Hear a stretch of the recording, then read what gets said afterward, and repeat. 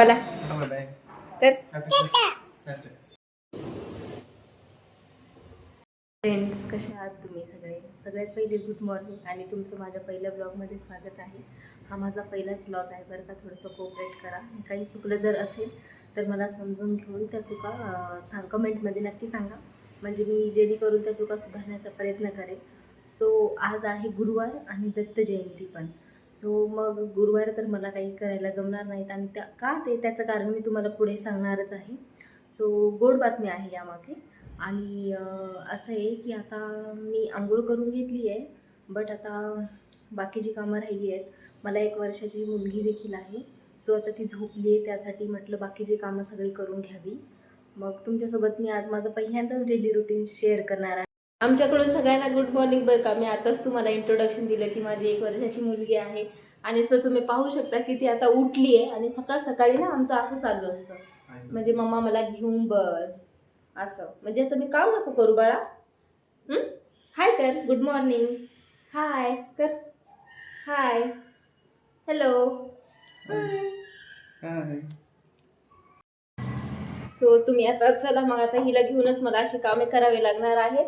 So चला आता मी लागते कामाला आणि तुम्ही माझ्यासोबत असेच कनेक्ट राहा, बघत राहा आज दिवसभरात काय.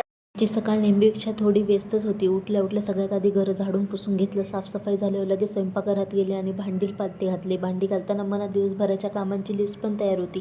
सगळं नीट ऑर्गनाईज केलं की कामाचं प्रेशर कसं कमी वाटतं. भांडी आवरून झाल्यावर मग नंतर लगेच नाश्त्याची तयारी सुरू केली.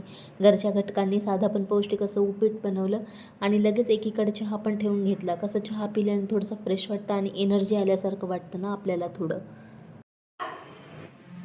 काय द्यायचंय नाश्ता? हां, हे घे. नको, मला माझा उपवास आहे. काय खाते बाळा तू? खाते म्हण, खाते म्हण पिल्लू. आवडलं का ग? ती मागत आहे तुम्हाला. खाते. पण तिच्या पप्पांसोबत नाश्ता केला आणि तेवढ्यात तिचा फ्रेंड आला खेळण्यासाठी. मग काय, साईशा तर एकदम खुश. ते दोघे एकमेकाशी भांडतात पण आणि एकत्र होऊन लगेच खेळायला पण लागतात. मला तर कर टाटा. पण ड्युटीला गेली आणि मी साईशाला आंघोळ करून छान झोपवलं. आंघोळीमुळे तिला छान आराम मिळाला आणि लगेचच ती झोपून गेली. काय मी लागले लगेचच माझ्या पुढच्या कामाला. आज दत्त जयंतीनिमित्त देव घासून पूजा करावं म्हटलं आणि तसंही देव घासून खूप दिवस झाले होते. देवाची गाणी म्हणत देव घासायला लागले.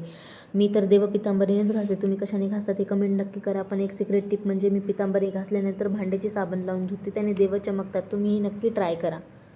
ते ना आता माझे देव घासून तयार झालेले आहेत आणि बघू शकता तुम्ही. म्हटलं लगेच आता शिरा करून घ्यावा, सो त्यासाठी आदण ठेवले मी इथे. काहीच नाही, मी फक्त पाणी घेते थोडंसं, त्यामध्ये साखर आणि त्यामध्ये साजूक तूप घालायचं थोडंसं आणि एक उकळी आली की त्यात रवा टाकून मस्त हटायचं. बघा अशा प्रकारे हटायचं त्याला, ते आपोआप रवा आळून येतो मस्त. तुम्ही कशा प्रकारे शिरा करता हा मला नक्की कमेंट करून सांगा. शिरा पण तयार झाला प्रसादासाठी. चला तर मग पटकन लागते आता देवपूजेला. तुम्ही बघतच आहात की माझ्या देवघराची अवस्था कशी झाली आहे ती. असं का झालं आहे माहिती का, आमच्या इथे ना 7 दिवसांचा विटाळ पडला होता. सो त्यामुळे मला पूजा करता नाही आली आणि मार्गशीर्ष गुरुवार पण मी पहिल्यांदाच करणार होते, तर ते सुद्धा मला करता नाही आले. 7 दिवसांचा मुलींचा आणि 9 दिवसांचा मुलांचा असा विटाळ मानला जातो आमच्या इकडे. तुमच्याकडे पण असं असतं का? मला नक्की कमेंटमध्ये सांगा बरं का. असो, गोड बातमी देणार होती तर ती म्हणजे अशी की माझ्या ताईला गोड मुलगी झाली आहे. आमच्या घरी दुसऱ्या लक्ष्मीचं आगमन झालं आहे. आता तुम्ही म्हणसाल ताई म्हणजे कोण आणि याचा काही संबंध, तर हे क्लिअर करते. आम्ही दोघी सख्या बहिणी, सख्या जावा आहोत. ती मोठी तर मी छोटी आहे. तुम्हाला जर आमचं हे रिलेशन कसं तयार झालं आहे पाहायला आवडेल तर मला नक्की कमेंट करून सांगा, मी त्यावर व्हिडिओ बनवेन. असो, आता इतके दिवस देवपूजा नव्हती म्हटलं मी सगळं स्वच्छ करून घ्यावं. मग आधी मी सगळं देवाजवळचं सगळं झाडून पुसून फोटोज वगैरे क्लीन करून घेतले आणि ते सगळं करताना इतकं प्रसन्न वाटत होतं की शब्दात नाही सांगू शकत. मग सगळं आवरून झालं की देवांची मांडणी करून घेतली, अष्टगंध दिवा लावून फुलं अर्पण केले, रांगोळी काढली. मला तेवढं जमत नाही पण थोडीफार काढते. मग नैवेद्य दाखवला आणि आरती करायला घेतली. दिगंबरा दिगंबरा श्रीपाद वल्लभ दिगंबरा, दिगंबरा दिगंबरा श्रीपाद वल्लभ दिगंबरा. आता पुढचं रुटीन काय आहे, संध्याकाळी ह्यांच्या येण्यावर आहे. लवकर जर आले तर माझा असा विचार आहे की आम्ही दत्तगुरूंच्या एखाद्या मंदिरात किंवा स्वामी समर्थाच्या केंद्रात वगैरे जाऊन दर्शन घेऊन यावं अशी माझी तर इच्छा आहे.